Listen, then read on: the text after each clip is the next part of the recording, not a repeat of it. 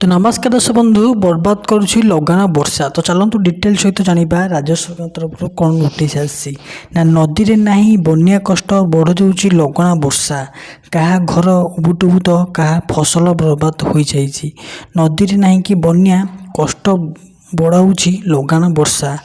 क्या घर बुड़ुची तो क्या फसल बर्बाद होची। 3 दिन निर्घेतु वर्षा माड़े अवस्था बेहाल है। पाणीपाग विभाग चेतावनी आउ 3 दिन बर्षिपारे आहरी लगाना जोरे वर्षा। तो यही 3 दिन लगाना वर्षा रे प्रत्येक लोक असंतुष्ट प्रकाश कर जहाँफल कि क्यों माने घर बुड़ीगला तो क्यों मानकर फसल नष्ट हो गला। तो ये चाषी भाई मानकर बहुत सारा समस्या देखा लगाना वर्षा जो। तो यही वर्षा को आयत्त करने राज्य सरकार एक नुआ नियम आने बोली घोषणा कर। तो आउ एक बड़ अपडेट आना कौन ना कौन नदी में बन्या स्थिति नहीं तथापि लगाना वर्षा आनी भयंकर वेदना। चाषी कांदुची दशा भोगुंट साधारण जनता। कारण क्या फसल को भरोसा देउछि तो क्या घर द्वार धोई बसई दौची।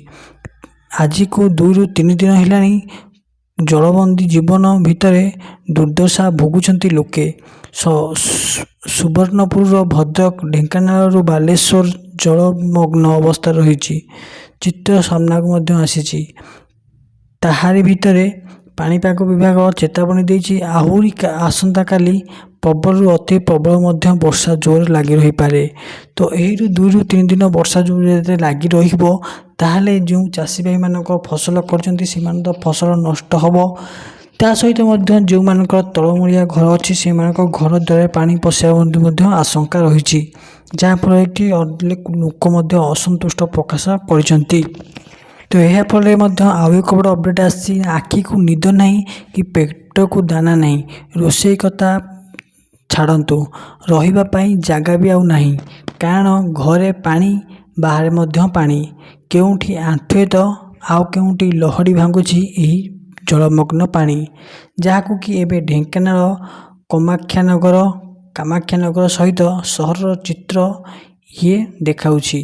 नुआ आलतुमा करोना साहिर अनेक घरे एक एभली जलबंदी अवस्था अच्छा कि से बाहर को आसी पार्टी ना कौन साहाय्य से लोड़ी पार्टी जहाँफल कि से पाणीमग्न अंचल जलमग्न अवस्था से केवल तांकर रिलीफ फंड रु कौन साहाय्य एपर्तक आसी ना बोली से गणमाध्यम समालोचना कर।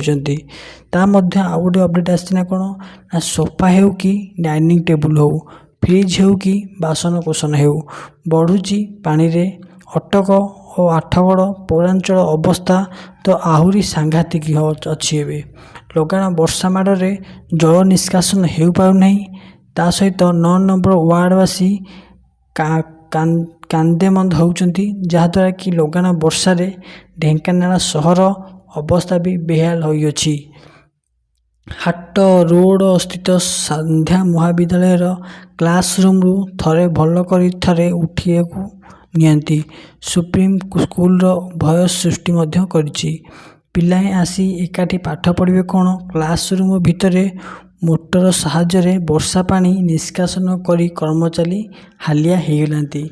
एइथरे पिला पाठ पढ़िबे कौन आउ केउ मानकु साहाय्य करिवे कौन ताबे विषयर वस्तु पलटिछि। जहाँफल कि एबे स्कूल पिला जाई पारछंती ना सेठारे पाठ पढ़ी पारछंती। प्रत्येक पिलांकर असंतुष्ट प्रकाश करछंती स्कूल बंद रही। तो आहरी गणमाध्यम कालचन आहरी केते दिन एमिति वर्षा हेले लोकंकर घर बुड़ी जाई पारे बोली कहुछि। फल युक्त 2 और युक्त 3 पाठपढ़ा प्रभावित होइछि जहाँफल कि पिला स्कूल कॉलेज जावा बंद कर सारे जहाँफल स्कूल रे पानी रोची घरे पानी पशि होउछि। ता सहित आउ एक अपडेट आसी कौन ना लगाना वर्षा माड़े चाल गला चुली गला बासन गसन गला ता सहित बास घर बुड़ी गला। हेले खरीफ चाष उजुड़ा पर एबे भांगी पड़ी चाष मुंडर मेरुदंड चाषी पुअर मेरुदंड। सुवर्णपुर जिला बिनिका एवं डुंगुरीपाली अंचल यही चाषी मानक आउ बा कौन अच्छी ତାଙ୍କର କିଛି ବି ନାହିଁ, ସବୁ ଚାଷ ଜମିରେ ପାଣି ପଶିକି ଧୂଆଁ ହେଇଗଲାଣି। ପେଟ ପାଟଣା ପାଇଁ କିଛି ଦିନ ଆଗରୁ ରୁଆ ଧାନକୁ ବର୍ବାଦ ହୋଇଯାଇଥିଲା ଲଗାଣ ବର୍ଷା ଯୋଗୁଁ। କିନ୍ତୁ ଏବେ 3 ଦିନ ହେଲା ଧାନ ସହ ଫେରିବା ଫସଲ ପାଣିରେ ମଧ୍ୟ ପଚି ସଢ଼ି ନଷ୍ଟ ହୋଇସାରିଛି। ଯାହାଫଳରେ କି ସେ ଚାଷ ଜମି ମଧ୍ୟ ନଷ୍ଟ ହୋଇସାରିଛି। ନା ସେ ଧାନକୁ ଆଉ ବଞ୍ଚିବ, ନା ସେ ଧାନ ଆଉ କିଏ ନେଇପାରିବ। ତ ଏବେ ଏହି ବିଷୟବସ୍ତୁ ପାଲଟିଛି କି ଏବେ ଚିନ୍ତାରେ ଚାଷୀ ଭାଇମାନେ ସେମାନଙ୍କ ଧାନ ସେମାନେ କିପରି ଫେରି ପାଇବେ ତାହା ନେଇ ବଡ଼ ପ୍ରଶ୍ନ ମଧ୍ୟ ଉଠିଛି। ଯାହାଫଳରେ କି ଏବେ ଲଗାଣ ବର୍ଷା ଯୋଗୁଁ 3 ଦିନ ହେବ ଚାଷ ଜମିରେ ପାଣି ପଶି ରହିଛି। ଗଛ ସବୁ ମଧ୍ୟ ଧାନ ଗଛ ସବୁ ସଢ଼ି ଯାଇଛି। ଯାହାଫଳରେ ମଧ୍ୟ ଘରଦ୍ୱାରରେ ମଧ୍ୟ ପାଣି ପଶି ରହିଛି। ଚାଷୀମାନେ ଏବେ ଚିନ୍ତାରେ ଅଛନ୍ତି।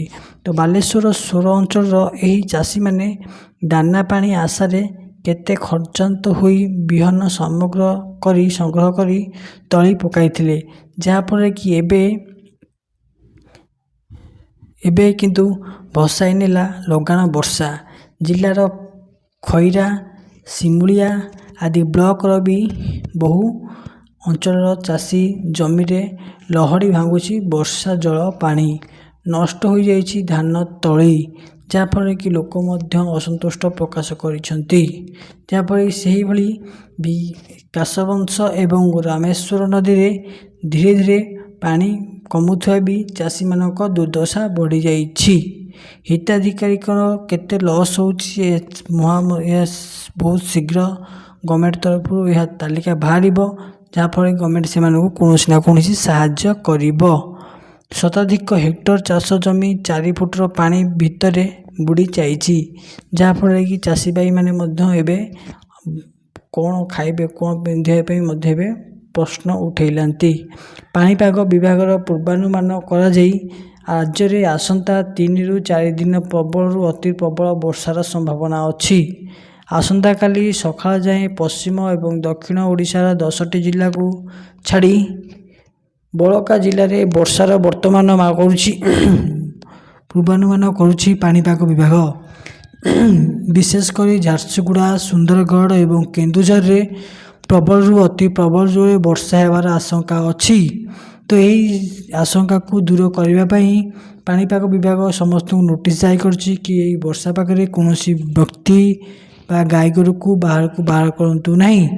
ଯାହାଫଳରେ କି ସେମାନେ ଏବେ ଅସୁବିଧାର ମଧ୍ୟ ସମ୍ମୁଖୀନ ହୋଇପାରିବେ।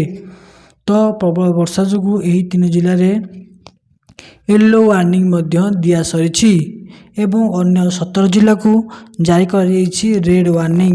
ଯାହାଫଳରେ କି ଲୋକ ବାହାରକୁ ନ ବାହାରିବା ପାଇଁ। ତ ଆଜିର ଭିଡ଼ିଓ କେମିତି ଲାଗିଲା କମେଣ୍ଟରେ ଜଣାଇବେ। ରହୁଛି, ଜୟ ଜଗନ୍ନାଥ।